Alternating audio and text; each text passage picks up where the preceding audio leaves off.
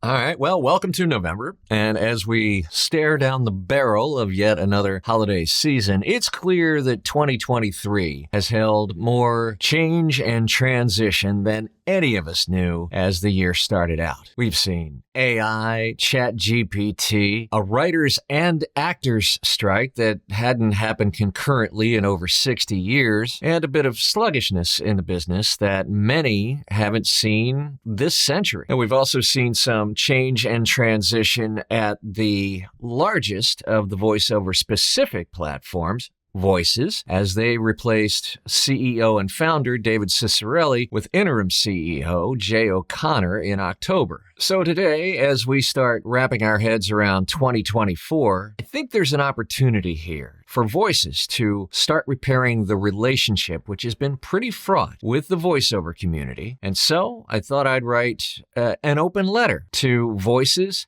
and to interim CEO Jay O'Connor. Dear Jay and Voices, I'm reaching out because I think we are facing a unique and historic time in the voiceover industry. Artificial intelligence, machine learning, and synthetic voices all pose an existential threat to our livelihoods as voice actors. And while online platforms like Voices have no doubt opened up a world of opportunity to voice actors, their existence, your existence, has also commoditized our services and applied downward pressure on rates for our business for the last 20 years. And quite frankly, we've seen some pretty outrageous behavior from Voices in the past, and that's on top of charging us not only 20% on every job, but also an additional annual fee. For example, and Jay, you may not be aware of this, but for a long time, projects that were posted on other sites that were also posted on Voices, the budgets on Voices were significantly lower. Voices was double dipping. Another example, Voices last year asked us to turn all of our voiceover contacts, our clients, over to Voices under the guise of an affiliate program, and you would pay us the gracious sum of up to $100 for that. Now, it's clear that the former CEO thought that as individual business people and voice actors as a group are stupid. And under that CEO, I never understood Voices' approach. The fact is that Voices and platforms like it are built on the backs of the services that we as voice actors provide. And you, in the past, and at least for now, need us. And yet the contempt and the disrespect that's been shown to us has been mind-boggling. Now, I understand that you and Morgan Stanley have to run a profitable business. Nobody challenges that. And we understand that we as voice actors are not at the top of the food chain and that you value above all else shareholder value. And while that sucks for us, we get it. Now, my guess is for the next few months, your job is going to be to get Voices as profitable as possible on paper so that Morgan Stanley can unload it and at least stop the bleeding. Who knows? But here's the thing. I believe that Voices can run a profitable business and provide significant shareholder value while still having a friendly, cooperative, collaborative relationship with the voice actors on the backs of which the business is built. So Jay, here are a few ideas to begin to start repairing the relationship with the voice acting community. And look, I'm not the smartest guy in the room. Maybe some of these ideas suck. Maybe they all suck. But maybe they'll spark some ideas from people that are smarter than I am. Number one, re-sign the NAVA Fair Voices Pledge. Now, while Voices did sign the pledge under David Ciccarelli, NAVA has since removed Voices from the Fair Voices Pledge until such time that they can meet with you, Jay. Meet with them. Re-sign the pledge. That's easy peasy. Number two, clearly mark all AI and synthetic voices jobs as such. It's often very difficult for especially newer talent to figure out from the sparse specs in a voices job posting whether a job is intended for AI or machine learning or for a synthetic voice clone. You want to show some goodwill, Jay? Do some due diligence on these jobs on behalf of voice actors so that we can determine for ourselves whether the usage, the job itself, the rates, everything makes sense for us on a job-by-job basis as business people. Number three, reinstate a respectable minimum rate. Now, for years, Voices had a minimum rate of $100, but they threw that out the window in 2022 under the guise of building relationships and trust with clients through these smaller introductory projects. But what it really did, Jay, was it showed us as voice actors just how much Voices values our work. And is there anyone who really believes that AI is not going to take all that low-end garbage work?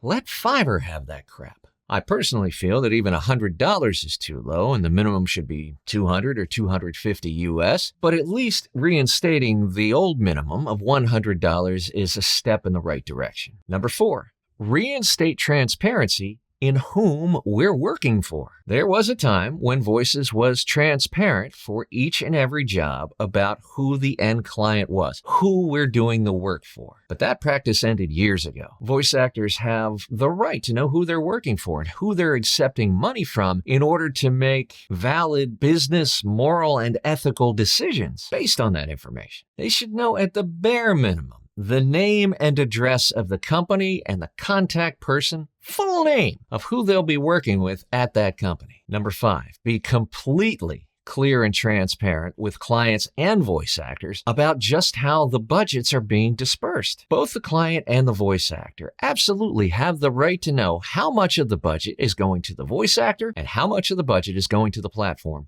on every job. And clients should also know upfront what you're charging voice actors to be a part of the platform and what those fees are in addition to the per job fee. Conversely, voice actors should know if and when clients are being charged over and above that 20%. For example, we should absolutely be able to see how much of the budget is going for fees such as the managed services fees on those jobs. In order for the platform to be healthy, we all, clients, voice actors, the platform, we all have to thrive. All I ask is that we all put all our cards on the table financially. Number 6, take a position of leadership. If Voices is going to survive, Jay, then the voiceover industry has to survive. Rather than just squeezing every drop of juice out of the business, choose to be an industry leader. Voices has a truly unique position in this industry because of its sheer size. Choose to be ethical. Choose to do what's truly right for everyone involved, including voice actors. Choose to build the industry up rather than to abuse it for your own good and shareholder enrichment. Number 7,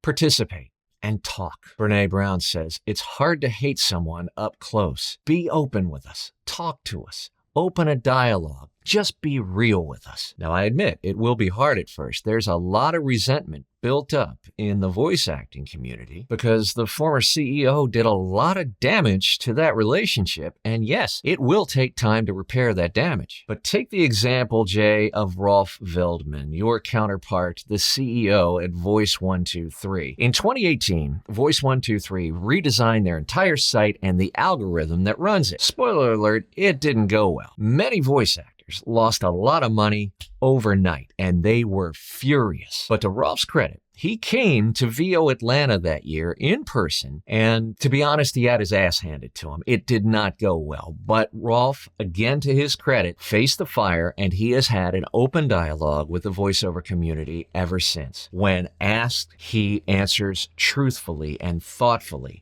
and he listens to us. He may not always agree, and we, as individuals and as a group, we don't always agree with Rolf. But my point is, we are absolutely a forgiving group. And if you take consistent steps to repair that relationship, I have real faith that that can indeed be the case. And finally, Jay, you probably, and I don't know you, so this is an assumption, you probably see Voices as an asset in Morgan Stanley's investment portfolio. Perhaps you see it as a technology business, or at best a digital marketplace. But I would encourage you, Jay, to look at it as a relationship business that just so happens to traffic in voiceover services. At its core, it's about bringing together creative professionals to collaborate and do really good work together at hopefully appropriate professional rates. And to the extent that our industry and all the key players in your marketplace, the voice actors, the clients, the platform itself, can thrive is the extent to which Voices will be successful and can return significant shareholder value. To get my Move, Touch, Inspire newsletter that comes out every Thursday specifically for voice actors, click that link in the description below. And to get information on the VO Freedom Master Plan and VO Pro community, you can click those links in the description below as well. I'd love to hear your comments below. I'd love to hear them in the VO Pro community or even in the free Facebook community called VO Freedom. The more we talk amongst ourselves, the more we exchange information, the more we talk through these issues, the better and stronger industry we will have. Thanks so much for your support. We'll see you back here next week.